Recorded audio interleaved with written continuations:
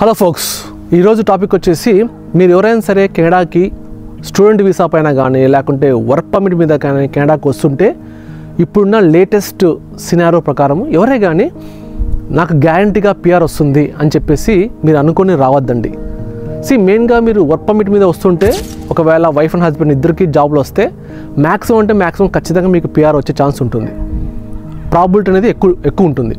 కానీ student visa మీద మీరు ఎవరైనా సరే కెనడాకి వస్తుంటే నేను ఖచ్చితంగా కెనడా పిఆర్ కొడతాను అని చెప్పేసి అనుకుని రావద్దండి. అంటే కెనడా పిఆర్ కొడతాను అని మీరు అనుకోవడం కన్నా కెనడా గవర్నమెంట్ వాళ్ళు మీకు ఖచ్చితంగా కెనడా పిఆర్ ఇస్తారని చెప్పేసి అస్సలు అనుకోద్దండి. ఎందుకంటే కెనడా గవర్నమెంట్ ఎవరైనా కానీ ఇక్కడ ప్రామిస్ చేయట్లేదు. మీరు ఎవరైనా సరే తప్పుగా అనుకోద్దండి. అంటే ఖచ్చితంగా నేను కెనడాకి స్టూడెంట్ వీసా మీద వస్తే పిఆర్ ఖచ్చితంగా వస్తుంది అని మీరు వచ్చే ముందే బాగా అనాలిసిస్ చేసుకోండి. ఎందుకంటే రీసెంట్గా ఒక వీడియో అనేది సర్క్యులేట్ బాగా అవుతుంది. ఒక నార్త్ ఇండియన్ అబ్బాయి వచ్చేసి నేను ఇలా కెనడాకి వచ్చాను నాకు ఇక్కడ పిఆర్ అనేది రావట్లేదు అని చెప్పేసి ఆయన కంప్లైంట్ ఇచ్చాడు.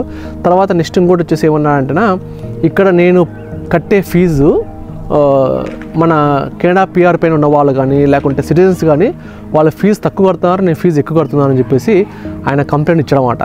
సో బేసికల్గా అందరూ ఏముంటుందంటే సోషల్ మీడియాలో అందరూ ఏముంటారంటే మన ఇండియన్స్ పైన కొంచెం హేటెడ్ అనేది స్టార్ట్ అయిందన్నమాట. అంటే ఏంటంటే వీళ్ళంతా ఇక్కడికి రావడము మా కెనడాలో ఉన్న సిటిజన్స్తో పిఆర్ హోల్డర్స్తో వీళ్ళు కంపేర్ చేసుకుంటారని చెప్పేసి.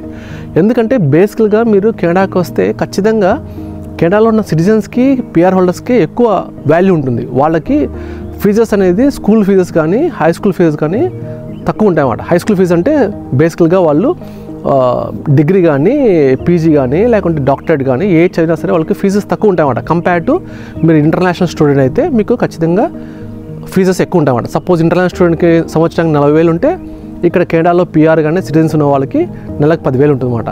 సో ఖచ్చితంగా ఈ ఎక్స్పెక్టేషన్ ముందే అనుకోండి. ఎవరైనా సరే ఇక్కడ తెలుసుకుని వచ్చిన తర్వాత ఫీజెస్ వీళ్ళకి తక్కువ అంట మనకి ఎక్కువ అంట అని నాకు తెలిసి మోస్ట్ ప్రాబబ్లీ అందరికీ తెలిసే ఉంటుంది ఈ విషయము. ఎవరికి కూడా ఆ ఎక్స్పెక్టేషన్ ఉండదు. కానీ ఎవరికైనా సరే ఇలాంటి ఎక్స్పెక్టేషన్ ముందే ఉంటే ఇది విరమించుకోండి. సో అది మాట. ఇంకోటి, మీరు కెనడా పిఆర్ అనేది గ్యారంటీగా వస్తుందని అనుకుని రావద్దండి. మీరు కేవలము మీ స్టడీస్ని ఇంప్రూవ్ చేసుకోవడానికి కెనడాకి వస్తున్నారనుకుని చాలామంది ఒక కేటగిరీ ఉంటుంది. ఇంకొక కేటగిరీ అనే వాళ్ళు మీలో ఖచ్చితంగా కాన్ఫిడెన్స్ లెవెల్ ఉంటే దాన్ని ఎవరు మిమ్మల్ని ఆపరు. గుర్తుపెట్టుకోండి, నేను ఖచ్చితంగా ఇక్కడ కెనడా పిఆర్ కొడతాను, నేను జాబ్ కొడతాను, నా టెక్నాలజీకి ఇక్కడ డిమాండ్ బాగుంది అనే దాంతో వస్తే దట్స్ ఫైన్ టోటలీ. కానీ మీరు ఎవరైనా సరే స్టూడెంట్ వీసాతో కెనడాకి వచ్చే ముందు మీకు ఇండియాలో ఎక్స్పీరియన్స్ లేకపోతే ఖచ్చితంగా ఇబ్బంది పడతారు, కష్టపడతారు. ఎందుకంటే ఖచ్చితంగా మీరు డిగ్రీ అయిపోయిన తర్వాత మీకు పీజీడబ్ల్యూపీ వచ్చిన తర్వాత వర్క్ పర్మిట్ వచ్చిన తర్వాత మీరు మార్కెట్లో జాబ్ల కోసం వెళ్తే మీకు ఇండియాలో ఎక్స్పీరియన్స్ ఏం లేకపోతే ఇక్కడ ఎక్స్పీరియన్స్ ఉన్న వాళ్ళకే జాబ్లు ఇస్తున్నారు. చాలామంది ఎక్స్పీరియన్స్ ఉన్నా సరే జాబ్ల కోసం వెయిట్ చేస్తున్నారు. అలాంటిది మీకు ఎక్స్పీరియన్స్ లేదనుకోండి, మీకు జాబ్ అనేది ఇవ్వడానికి చాలా మటుకు కంపెనీస్ ఆలోచిస్తాయన్నమాట.